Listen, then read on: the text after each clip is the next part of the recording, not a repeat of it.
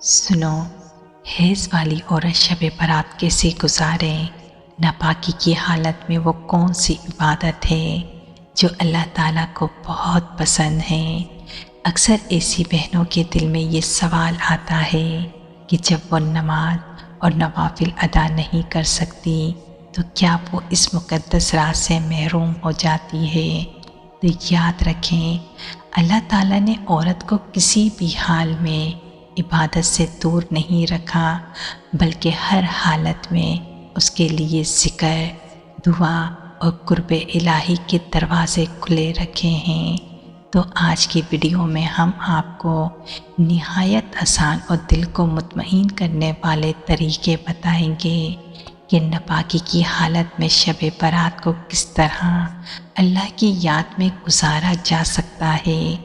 تو عورت کو حیض آنا اللہ تعالیٰ کی تخلیقی حکمت، ربانی نظام اور رحمت کی ایک نشانی ہے، جسے سمجھنے کے لیے محض جسمانی نہیں بلکہ روحانی، اخلاقی اور معاشرتی زاویے سے بھی غور کرنا ضروری ہے۔ اللہ تعالیٰ نے انسان کو بہترین ساخت پر پیدا فرمایا ہے۔ مرد اور عورت دونوں کے جسمانی نظام کو الگ الگ ذمہ داریوں اور مقاصد کے تحت ترتیب دیا ہے۔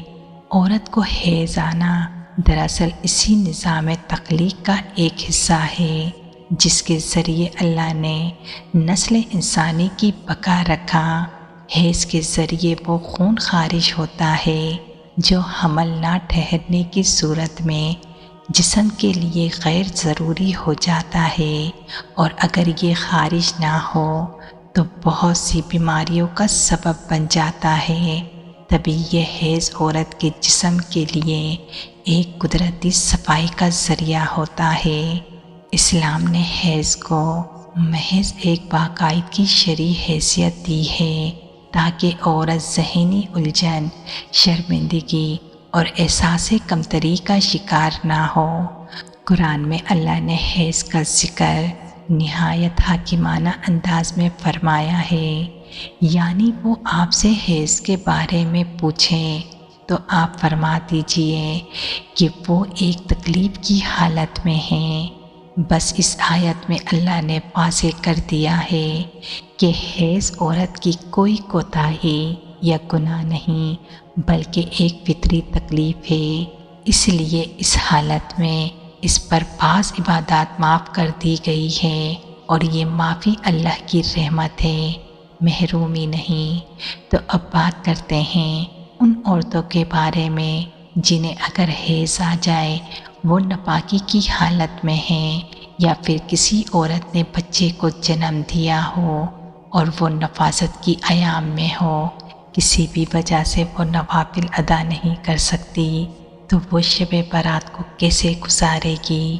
یا کسی بھی مقدس یعنی شب قدر کی رات ہو یا سال کی کوئی بھی ایسا وقت ہو جو وہ عبادت کر سکے، اللہ تعالیٰ نے اس لیے اپنی رحمت کے دروازے ان پر کھلے رکھے ہیں تاکہ وہ ایسی مقدس راتوں سے محروم نہ ہو سکے۔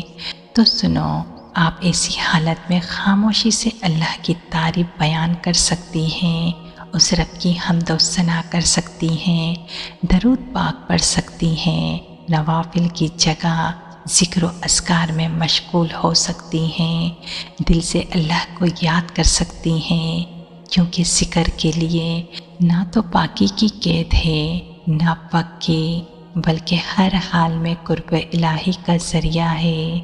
جب عورت اس حال میں اس رات یہ سب پڑھتی ہیں، سبحان اللہ، الحمدللہ، اللہ اکبر، لا الہ الا اللہ، یا رحمان، یا رحیم، یا غفور، یا کریم، استغفر اللہ ربی من کل ذنب و اتوب الیہ، لا حول ولا قوت الا باللہ، پہلے سے لے کر چوتھا کلمہ درود ابراہیمی یا کوئی بھی درود پڑھ سکتی ہیں، تو اللہ پاک اسے اس کا اجر ضرور عطا کرتا ہے، کیونکہ اللہ نیت، عاجزی اور دل کی حاضری کو دیکھتا ہے، نہ کہ صرف ظاہری اعمال کو۔ تو چاہے شب برات ہو، رمضان کی شب قدر یا ان کے علاوہ وہ عام دن راتیں، جب بھی عورت حیض یا نفاست کی حالت میں ہو تو دل سے اللہ کا ذکر کر لیں، اپنے گناہوں کی معافی مانگ لیں، اس رب کے آگے اپنی حاجات پیش کر لیں اور ہر حال میں اللہ کا شکر ادا کریں۔ بس اسی قیمتی وقت میں صرف اللہ کو یاد کریں۔ جزاک اللہ۔